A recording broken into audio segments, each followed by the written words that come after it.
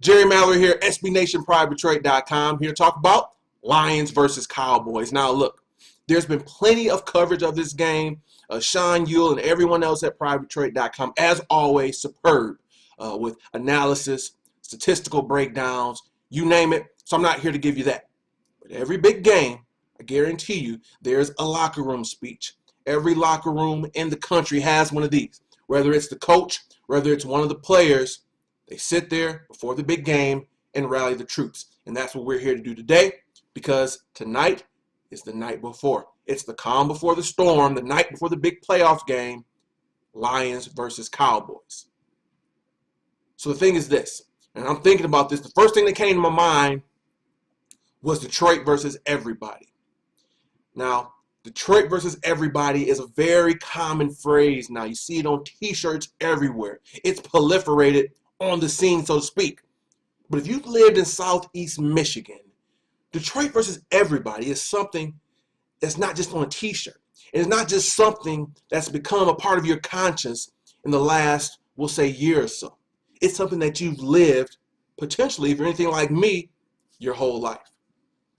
Now, I'm not here to talk about Detroit, the city, politics, economics, the downfall of the city. No. You guys are here to talk about the Detroit Lions. But Detroit versus everybody fits our NFL team to a T. Before I go any further, I'm not going to sit here and act like our Detroit Lions are angels, that they get off scot-free. They've done plenty to earn this reputation. On the field, a few years ago, there were some things off the field. However, the charges, by that everybody, by that media, by the NFL, the charges have been trumped up way, way too far.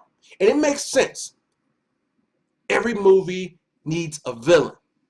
They've got one. Detroit Lions. They need one to key in on. We've got that too. And Ndamukong Suh. So it's fine. We're okay with it. As a fan base, we'll take it because we've been taking it for so long. Detroit versus everybody. But the beautiful thing about Sunday is that it's not Detroit versus everybody. We don't have to face a myriad of teams, a myriad of obstacles. The media doesn't even matter. The only thing Detroit has to face Sunday is one NFL team. So it's not Detroit versus everybody. It's Detroit versus the Dallas Cowboys. And so all those other things are thrown out the window. The bad reputation, it doesn't matter. The decades of futility does not matter. The only thing that matters for that 3.5-hour block, for that 4-quarter period, is being better than one team, the Dallas Cowboys. And trust me, as a Lions fan base, we've got plenty that we talk about on a night in and night out basis. The website is always filled with content to discuss, but none of it will matter in that 4-quarter block, in that 3 hours and 30 minutes that they're facing the Cowboys. From 4:30 to about 8 o'clock tomorrow, the only thing that will matter is not Detroit versus everybody. It's not Detroit against the media. It's not worrying about Merton Hanks and what fines he's going to levy on Ndamukong Suh or Levy. The only thing that matters is getting that win. It's time to right the wrongs, because I know you're sick of it, because I'm sick of it. For example, how many times are we going to hear about the Lions' playoff futility? How many times are we going to hear about the Lions never going to the Super Bowl, much less winning?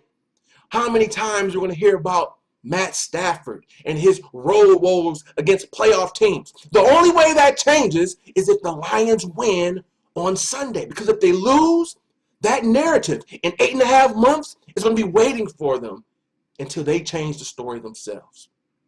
Do yourself a favor and play a drinking game.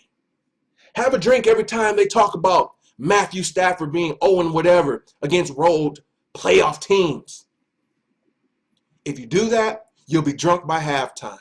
Do yourself a favor and have a drink every time you hear about the Lions never going to the Super Bowl, or them being 0-16, or the millionaire. If you do that, you have a drink every time you hear that during the broadcast, you'll be drunk by the end of the first quarter. Do yourself a favor if you want to get drunk, if you want to turn up and have a drink every time you hear about the Lions being thugs, every time you see Ndamukong Suh stumping or stepping, whatever you want to call it, on Aaron Rodgers, if you do that, you'll be drunk before the game even starts. I'm sick of it, and you're sick of it. The only way we change the narrative is by getting the win. Because if they win, we're not going to care whether or not Matt Stafford is the franchise quarterback 5 years from now. The only thing that's going to matter is that he was the quarterback that got us to win that game. We're not going to care where Ndamukong Suh plays next year if we win this game. If we lose, we're back to the drawing board. We're back talking about Stafford, what is he and what isn't he? We're back talking about where Suh's going to be. I don't want to do that. I want to talk about the Lions playing football, because if they do lose, well, there's 8.5 months of no football that means anything. No one's ready or prepared for that. And I think this team, and certainly the city and our website, deserves better. Now, we're not playing. There's nothing we can do to affect this game. There may be a sprinkling of you that's going to go down to Dallas. Yeah, you can cheer them on. If some type of way, by us being a united front at Private Detroit, maybe through osmosis, I've been watching tons of sci-fi movies, maybe some random circumstance, one of the players fall upon this website and they see the support, they see the love, maybe they see a video from me, they see superb coverage from Jeremy or from Sean. Maybe they can be affected that way. But by and large, what we do, what we say is going to have no bearing on the game. However, we're a family. Pride Detroit is a brotherhood. So what we're going to do is sit there and cheer our boys on, win, lose, or draw. But I know you're sick of all of it, because I'm sick of it. I don't want to hear about SOL again. I don't want to be talking about Stafford or Ndamukong Suh. The only thing I want to concern myself with is, after a Lions win, them advancing in the second round. It's up to them.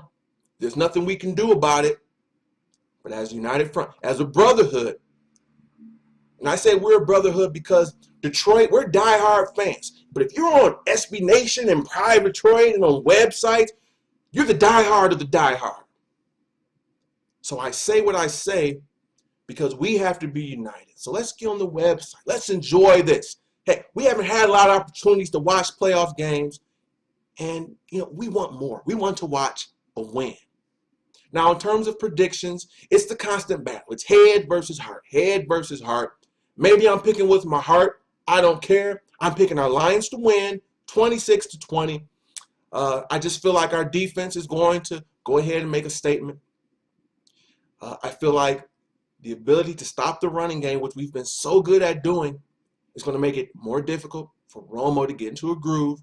His passing has been so good because they run to set up the pass. But if they can't run, they can't set up the pass. So that being said, I'm picking our boys to win. May the best team win. Win, lose, or draw. We know we'll be rooting on for the boys in Honolulu Blue and Silver. All right, guys, that's going to do it. We'll be back, win, lose, or draw, after this game. Leave your thoughts, comments, predictions in the allocated section. I want to thank each and every one of you for watching. And until next time, this has been Jerry Mallory for SB Nation and PrivateDetroit.com.